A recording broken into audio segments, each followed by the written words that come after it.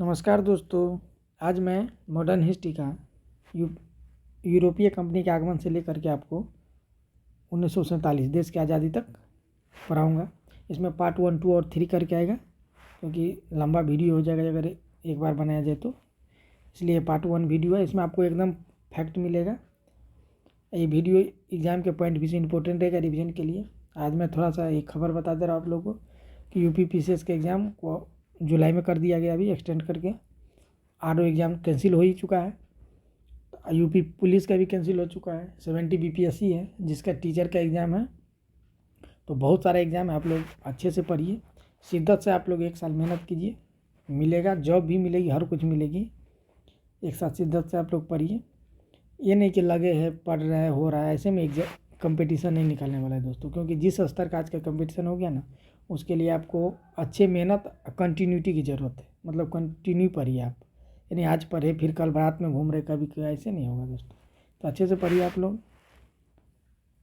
तो आज देख लीजिए आप लोग, भारत में यूरोपीय कंपनी का आगमन का क्रम है। तो देख कैसे कैसे आए, आने का क्रम बता रहा हूँ मैं।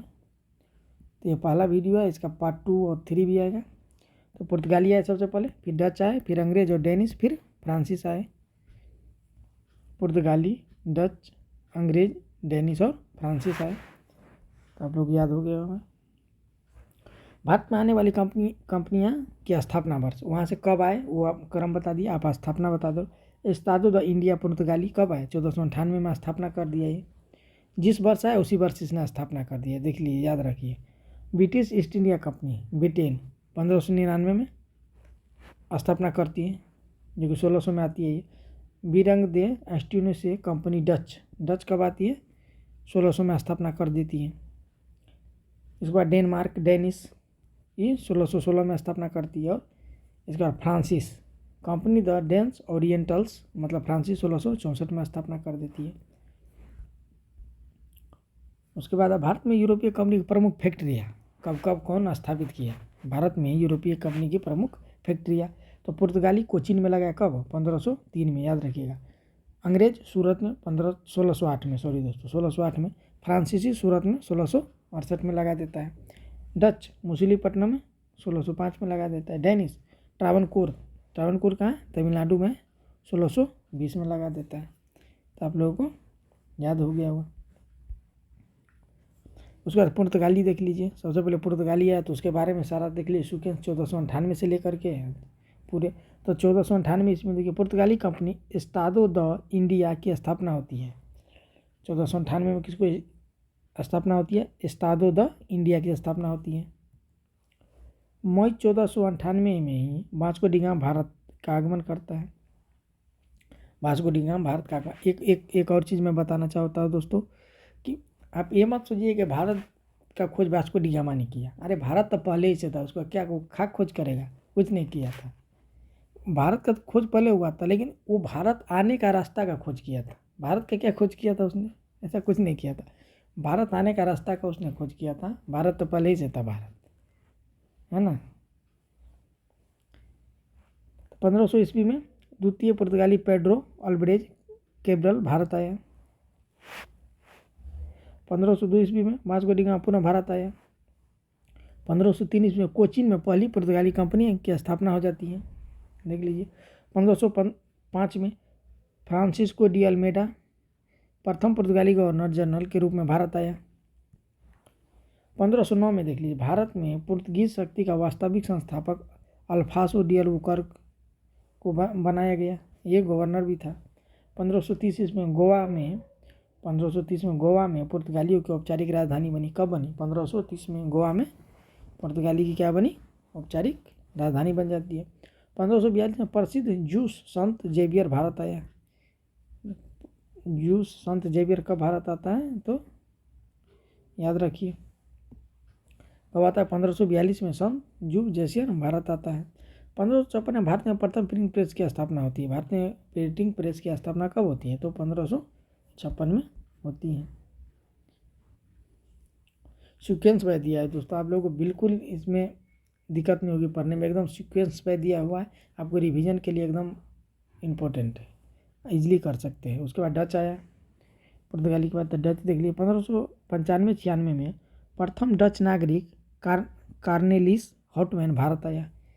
किसने भारत आया था पहली बार? कार्नेलिस हॉटमैन। देख लीजिए, कार्नेलिस हॉटमैन प्रथम नागरिक था डच का जो भारत आया। 1502 ईस्वी में Dutch east India company Warring दे ओस्तो इंडीसे कंपनी की स्थापना होती है। 1605 में 1602 था दोस्तों, मुसूलीपट्टनम में प्रथम डच फैक्ट्री की स्थापना हो जाती है। मुसूलीपट्टनम में प्रथम डच फैक्ट्री की स्थापना हो जाती है। 1610 ईस्वी एकमात्र किलाबंद डच फैक्ट्री गोल्ड्रिया की पुलिकट की स्थापना हो जाती है। 1627 ईस्वी में बंगाल के पिपली में डच फैक्ट्री की स्थापना हो जाती है। बंगाल के कहाँ पे हो जाती है? पिपली में। 1664 में औरंगजेब ने बंगाल, बिहार और उड़ीसा में डचों को व्यापारिक अधिकार दिया। कहाँ पे दिया?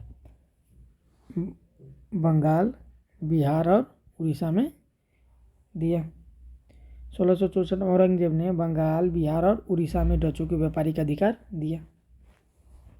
1759 में बेदरा का युद्ध में अंग्रेजों ने डचों की पराजय और पतन हो गया। यहाँ पे डचों का पतन कहाँ से? बेदरा युद्ध से हो जाता है। कब? 1759 में। तो ये भी याद रखिए। ब्रिटिश 1599 में governor and company of merchants 1599 में governor and company of merchants of London trading into the east Indies की स्थापना होती है। 1600 ईस्वी में क्या होता है कि 15 वर्षों हेतु इस कंपनी को पूर्व के साथ व्यापारिक अधिकार दिया गया। 1608 ईस्वी में कैप्टन हॉकिंग्स पहला अंग्रेजों 1608 ईस्वी में कैप्टन हॉकिंग्स पहला अंग्रेजों समुद्री मार्ग से भारत आया और सूरत में पहली फैक्ट्री स्थापित की। कौन आया था? कैप्टन हॉकिंग्स आया था। 1609 ईस्वी में देख लीजिए, 1609 ईस्वी में क्या होता है? बहुत लंबा हो गया दोस्तों। 1609 ईस्वी 1609 ईस्वी में व्यापारिक एकाधिकार को अनिश्चित काल तक कर दिया गया। 1611 दक्षिण में मुसूलीपट्टनम में प्रथम फैक्ट्री की स्थापना कर दी गई। 1632 ईस्वी गोलकुंडा के सुल्तान द्वारा सुनहरा फरमान दिया गया। 1661 ईस्वी में कंपनी को गवर्नर व अधिकारियों की नियुक्ति का अधिकार मिला। 1676 में कंपनी को मुंबई में सिक्के ढालने का अधिकार मिल गया। ब्रिटिश देख लीजिए, ब्रिटिश 1687 कंपनी को न्यायालय स्थापित करने का अधिकार मिल गया। ब्रिटिश वाले को 1687 में क्या हो गया? न्यायालय स्थापित करने का अधिकार इसको मिल गया। 1694 कंपनी से व्यापारिक अधिकार वापस ले लिया गया। जो दिया गया था उसको 94 में क्या कर लिया गया? वापस कर लिया गया। 1698 में क्या हो गया? न्यू कंपनी का गठन हुआ। 1708 ईस्वी में the limited company of merchant of England trading to the East India नाम से दोनों कंपनियां का विलय कर दिया गया। 1833 ईस्वी में कंपनी का नाम ईस्ट इंडिया कंपनी कर दिया गया। कब कर दिया गया? 1833 में कंपनी का नाम ईस्ट इंडिया कंपनी कर दिया गया। बंगाल में अंग्रेज क्या कर रहे थे? देख लीजिए। तो बंगाल में अंग्रेज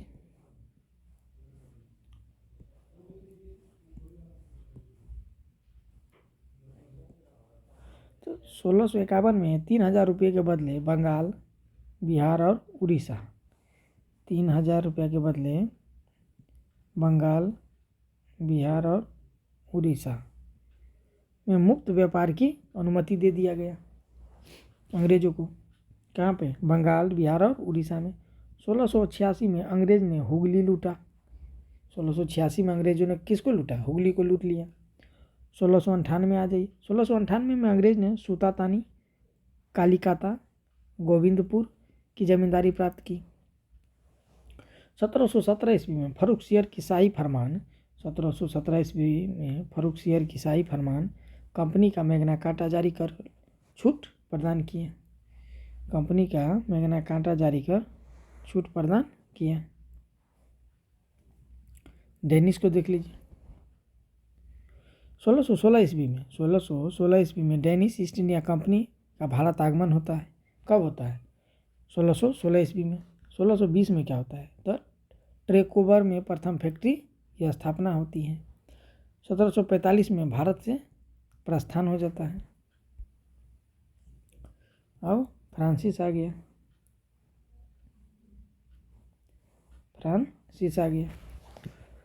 1664 ईस्वी में फ्रांसीसी ईस्ट इंडिया कंपनी इंडिया से ओरियंटलेस की स्थापना हो जाती है।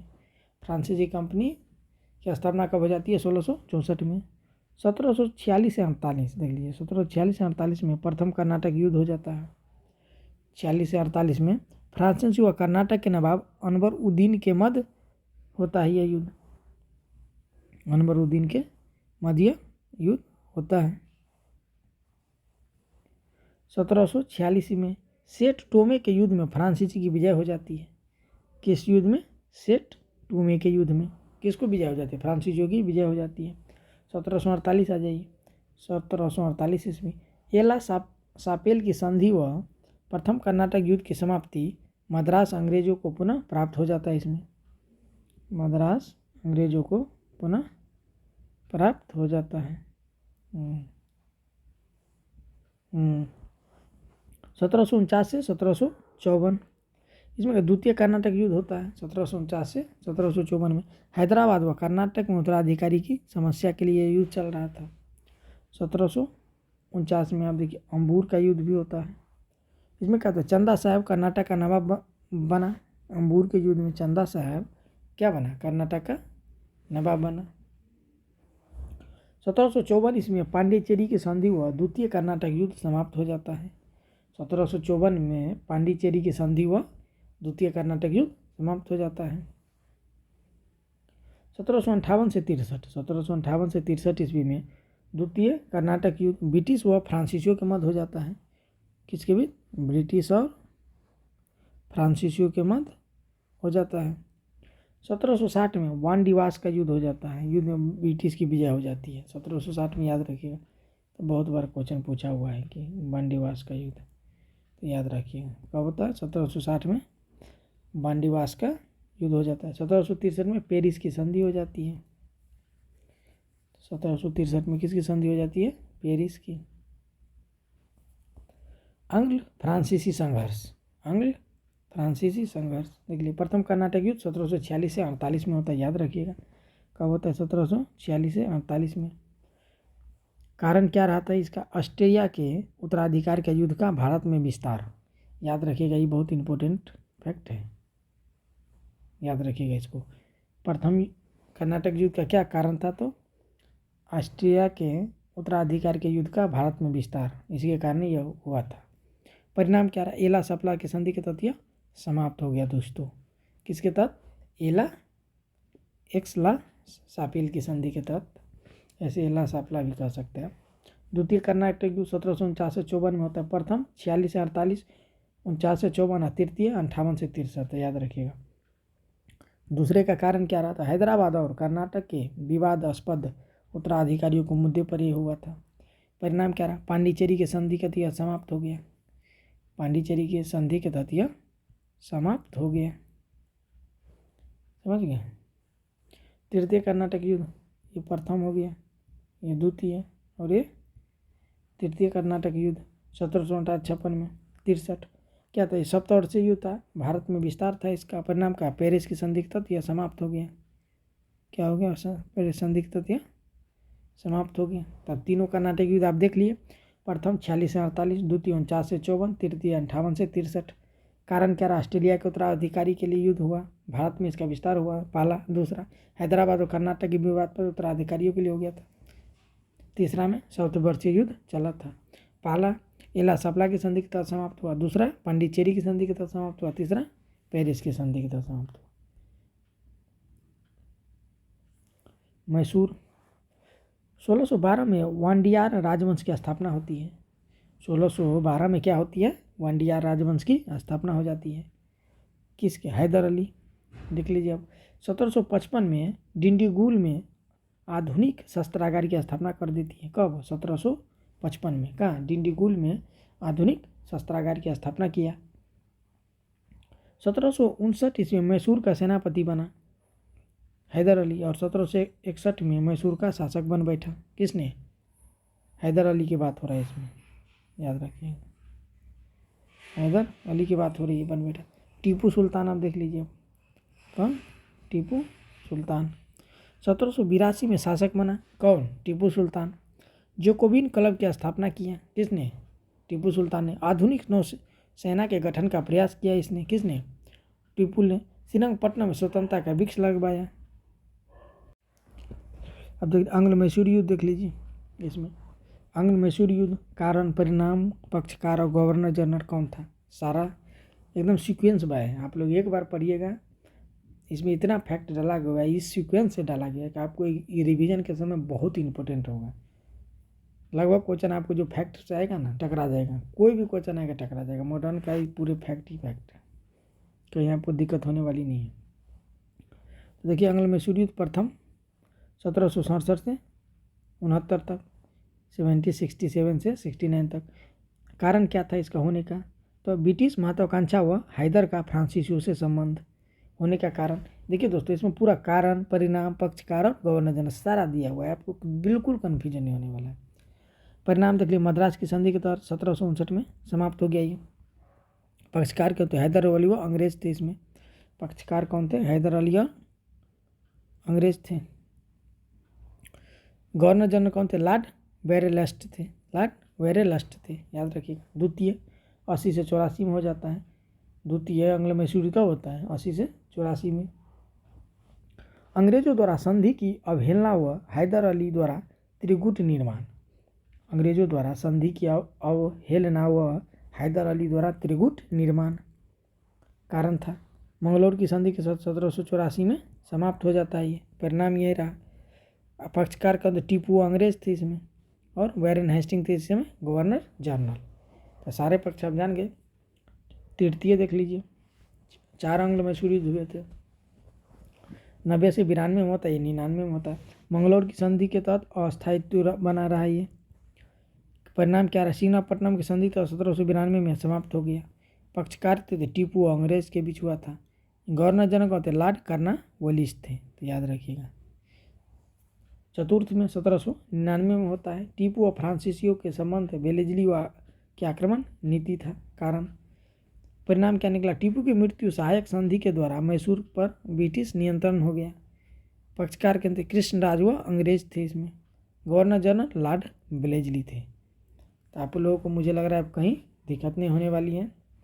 आप इसके स्टडी आइए के साथ बने रहिए, कुछ सहयोग मेरा रहेगा, कुछ आपका, फिर दोनों मिलके बढ़ते आगे, कुछ अच्छा ही परिणाम देखने को मिलेगा। आप लोग दोस्तों सब्सक्राइब नहीं करते, प्लीज़ सब्सक्राइब कीजिए। इतना तो आप लोग, आपसे हमें एक्सपेक्ट कर ही सकते हैं, आप लोग इतना तो कर ही सकते हैं मेरे लिए। प्लीज़ आप सब्सक्राइब कीजिए, वीडियो को कहना पड़ रहा है, देखते हैं तो इतना तो करिए, कम से कम अपने दोस्तों में शेयर कीजिए, अच्छा लगता है तो। 1792 में पंचशाला बंदोबस्त आरंभ हो गया। क्या आरंभ हो गया दोस्तों? तो पंचशाला बंदोबस्त। 1772 ईस्वी में पंचशाला बंदोबस्त आरंभ हो गया। उसके बाद देख लीजिए अस्थायी बंदोबस्त कर्नवालिस ने लगा था कब? 1793 ईस्वी में। कब? 1793 ईस्वी में। कहाँ लगा था ये दोस्तों? तो ये देख लीजिए आप, बंगाल, बिहार, उड़ीसा, वाराणसी, उत्तरी कर्नाटक। कितने परसेंट भाग पे था? 19% भाग पे था। तो कितनी सारा चीज़ को इंक्लूड कर दिया गया दोस्तों। आप एक बार पढ़िए, आपको मज़ा ला देगा। आप एक बार तो आइए सही, आपको निराशा बिल्कुल नहीं हाथ लगेगी। इसी तरीके से आपको पॉलिटी, ज्योग्राफी, इकोनॉमी सारे चीज़ में आपको पढ़ाए जाएंगे। भूस्वामी कौन थे? जमींदार थे इसमें। भूस्वामी कौन थे इसमें? जमींदार थे। राजस्व का 10/11वां भाग सरकार का, 1/11वां भाग जमींदार होता था। राजस्व का 1/10 भाग सरकार लेता था और 1/11वां भाग जमींदार।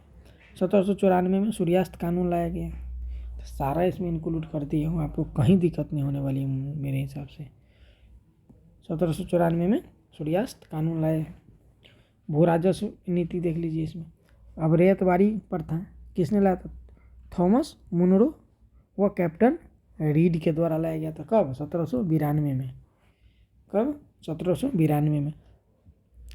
और बारामहल मद्रास कहाँ लागू था दोस्तों, ये बता रहा हूँ। मुंबई, बंगाल, असम, कुर्ग 51% भाग पे। मतलब रेतबारी जो व्यवस्था थी तो पूरे भारत के कितने % भूमि पर लागू थी? तो 51% पे यह लागू था। ये अस्थायी बंदोबस्त 19% पे लागू था। इसलिए सारा इंक्लूड कर दे रहा हूँ कि आपको कहीं दोस्तों दिक्कत का सामना न करना पड़े। ये 30%। तब तीसरा देख लिया, महलवारी व्यवस्था दोस्तों। महल मतलब क्या होता है? गांव होता है। हॉल्ट मैकेंजी ने लगाया था 1822 में। देखिए कहाँ था? उत्तर प्रदेश, मध्य प्रांत, उत्तरी पश्चिमी प्रांत, पंजाब में। कितने %? भारत का कितने % भूमि पे महलवारी व्यवस्था थी? तो 30% भाग पे थी। तो याद रखिएगा। और भूस्वामी कौन थे? महाल लगान की दर 30 से 66% था। महाल लगान की दर 30 से 66% था। तो आपको याद हो गया होगा। अस्थायी बंदोबस्त कितने % भूमि पे था? 19%।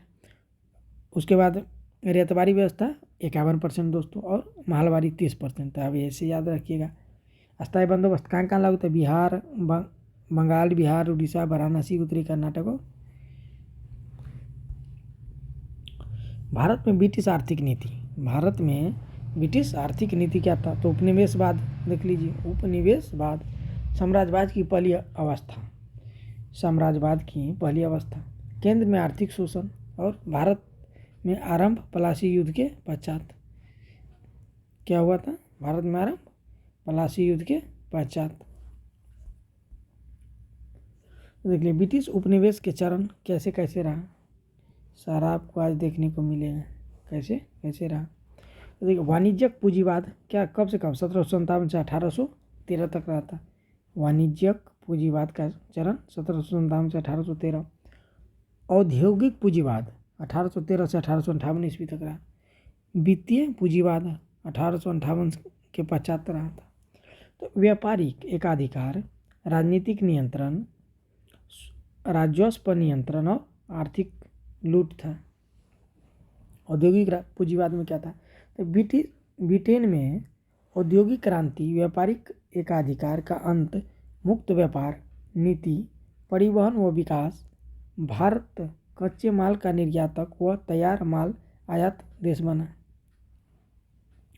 ब्रिटेन में पूंजी अधिक, भारत में सस्ते श्रम व कच्चे माल की उपलब्धता, पूंजी निवेश की मात्रा में वृद्धि। तो ये सब देख लीजिए।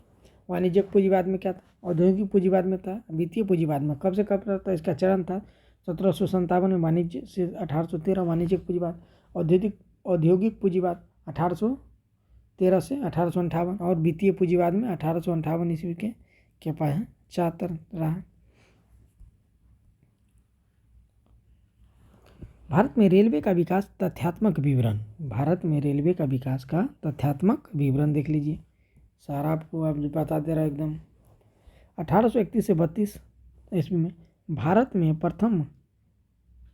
सर्वप्रथम विलियम बेंटिक के काल में रेल का निर्माण का सुझाव दिया गया। तो आप याद रखिएगा, अगर पूछेगा क्वेश्चन ऐसे बन सकता है क्वेश्चन। आप ऐसी टेढ़ा मेरा क्वेश्चन बना रहा है क्योंकि आप उतनी आसान क्वेश्चन नहीं बन रही है। कंपटीशन जिस लेवल तक पहुंच चुका है। तो क्या था 1831-32 में भारत में सर्वप्रथम विलियम बेंटिक के काल में ही रेल का सुझाव दिया गया। 1836 ईस्वी में देखिए होता है, सर AP कॉटन ने मद्रास में मुंबई तक रेलवे लाइन बिछाने की सुझाव रखा।